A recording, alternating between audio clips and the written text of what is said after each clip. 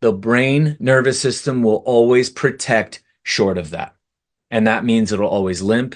It'll always be afraid. It'll always short step that one side. Every time you approach a curb, you won't step down. So think about how that goes in relationships.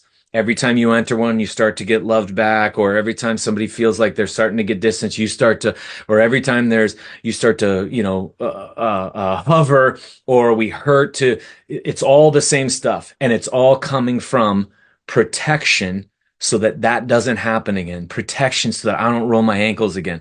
Protection so that I don't burn my hands again.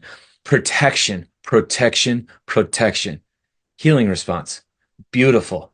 Do we like healing responses? No. But thank God they're there. They're supposed to be things we don't enjoy. Otherwise, we would not change. And that helps us. There were some questions and some concerns to dissolve the anxiety behind you with you. If you literally looked at them, they would be pleasant if they didn't want you to change.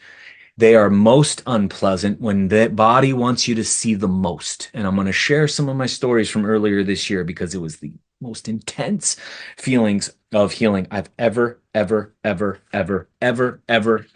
in my entire freaking conscious life.